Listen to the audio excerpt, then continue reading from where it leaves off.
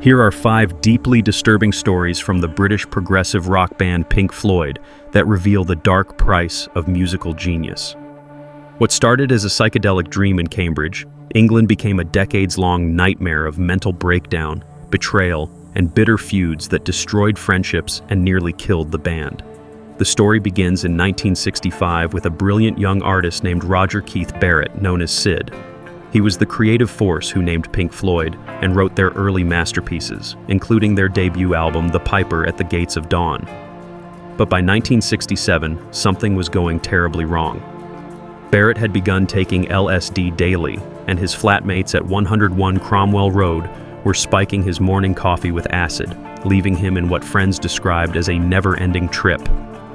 Peter Jenner, the band's early manager, revealed the horrifying details. Acid in the coffee every morning, that's what we were told. He had one of our cats, and they gave the cat acid. June Bolin, a close friend, explained the devastating routine. He took lots of LSD, and lots of people can take some LSD and cope with it in their lives. But if you take 3 or 4 trips every day, and then because it was the done drug, you'd go round somebody's house for a cup of tea and they'd spike it. The transformation was shocking to witness. During television appearances, Barrett would sit in complete silence, offering nothing but what Nick Mason described as a blank and totally mute stare. On the Pat Boone Show, Barrett simply wouldn't speak, and during their Perry Como appearance, Richard Wright had to mime all the vocals because Barrett was completely catatonic. The disturbing behavior went beyond silence, though. Storm Thorgerson, the band's album cover designer and Barrett's friend, recalled having to physically intervene. On one occasion, I had to pull him off Lindsay because he was beating her over the head with a mandolin. Barrett would forget to bring his guitar to recording sessions, damage equipment, and sometimes couldn't even hold a guitar pick. Perhaps most unsettling was Barrett's cruel game with a song called Have You Got It Yet? He would play this composition for his bandmates, but every time they tried to learn it, he would change it slightly, making it impossible to perform. It was either a twisted joke or a sign of complete mental breakdown, possibly both. By April 1968, Barrett was gone from the band, but that wasn't the end of his haunting presence in Pink Floyd's story. The second disturbing story happened 7 years later at Abbey Road Studios. In June 1975, while Pink Floyd was recording Shine On You Crazy Diamond, a tribute to Barrett, a strange, heavy-set man with a shaved head and no eyebrows appeared in the studio. No one recognized him at first. It was Syd Barrett, now 29 and completely unrecognizable. What happened next was deeply unsettling. Barrett stood up repeatedly, brushing his teeth obsessively, putting his toothbrush away, then sitting down again. At one point, he stood up and asked, "Right, when do I put my guitar on?" He didn't have a guitar with him. The band told him, "Sorry, Syd, the guitar's all done." Roger Waters, one of Barrett's oldest friends from Cambridge, broke down in tears when he finally recognized what had become of the brilliant young man he once knew. The most disturbing part was that Barrett seemed completely detached from reality, apparently not understanding that the song playing was about him. He stayed briefly, made cryptic comments about pork chops, and left without saying goodbye. No one from Pink Floyd ever saw him again. Barrett died in 2006 from pancreatic cancer, alone and largely forgotten by the world that had once celebrated his genius. The third story reveals how trauma became the fuel for Pink Floyd's greatest work. Roger Waters carried a devastating burden from childhood. His father, Eric Fletcher Waters, was killed at the Battle of Anzio in February 1944, when Roger was just 5 months old.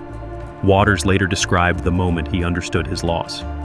When men in uniform came to collect their children, that's when I realized I didn't have a father anymore. I was very angry, and it took me years to come to terms with it. This anger and guilt shaped Waters' entire worldview and eventually exploded in July 1977 at Olympic Stadium in Montreal. During what would be Pink Floyd's final stadium show of that tour, Waters became so enraged by unruly fans setting off fireworks that he spat directly at a fan in the front row. The incident was captured on film and became legendary for all the wrong reasons. Waters later explained his disgust.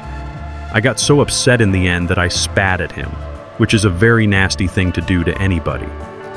The experience was so traumatic for Waters that it inspired their next album, The Wall. which he described as autobiographical work dealing with his massive guilt over his father's death and his growing hatred of audiences. The fourth disturbing story involves the making of The Wall itself. During the grueling recording sessions from 1978 to 1979, producer Bob Ezrin witnessed Roger Waters' ego and controlling behavior reach toxic levels. Waters fired keyboardist Richard Wright, one of the founding members, in the middle of production. Wright later revealed the brutal conversation. He simply said, "I don't want Rick in the band anymore." He said basically, "If you don't leave, I'm going to take The Wall and I'll do it myself." The situation was so tense that Wright described feeling clinically depressed. Roger's ego was getting bigger and bigger, and Dave and Nick were very scared too. In a cruel twist of irony, Wright was the only member who profited from the Wall tour, because he was now a salaried employee rather than a band member who had to absorb the massive financial losses. Waters' behavior became increasingly erratic. When he announced his departure in 1985, he tried to dissolve Pink Floyd entirely, calling them a spent force creatively and claiming he was the only main creative force in the band. In 1986, he filed a lawsuit attempting to prevent David Gilmour and Nick Mason from using the Pink Floyd name. The band's relationship with EM1 Records also suffered during this period, as legal disputes over the name and catalog rights created years of uncertainty for their recording future. The fifth and perhaps most disturbing story is still unfolding today.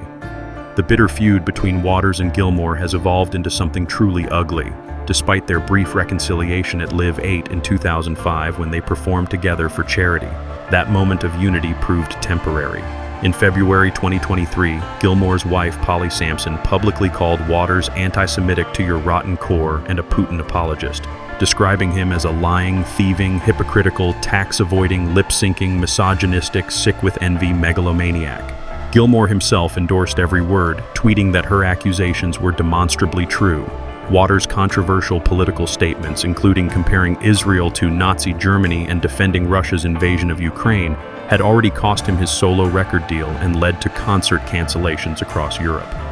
The final blow came in 2024 when Pink Floyd sold their entire catalog and name rights to Sony for $400 million, $100 million less than the original asking price. David Gilmour told Rolling Stone he wanted to sell so he could get out of the mud bath. The deal was specifically structured to end decades of legal battles and personal animosity between the surviving members. In his most recent interview, Gilmour declared there was absolutely no chance of ever performing with Waters again, finally closing the door on any possibility of reconciliation. What makes these stories so disturbing isn't just the individual tragedies, but how they reveal the true cost of artistic genius. Syd Barrett's brilliant mind was destroyed by drugs and possibly mental illness, while Roger Waters' childhood trauma fueled both his greatest artistic achievements and his most destructive behaviors. The band's success created such massive egos that founding members couldn't coexist in the same room. Pink Floyd created some of the most beautiful, haunting music ever recorded. Albums like The Dark Side of the Moon and The Wall explored themes of madness, isolation, and loss, with unprecedented depth and artistry. But behind that music was a story of real madness, real isolation, and devastating loss. The band that once sang "Shine on You Crazy Diamond" as a tribute to their fallen friend has itself become a cautionary tale about the price of fame, the danger of unchecked ego, and the tragedy of genius consumed by its own darkness. In the end, Pink Floyd's most disturbing story might be that they became the very thing their music warned against.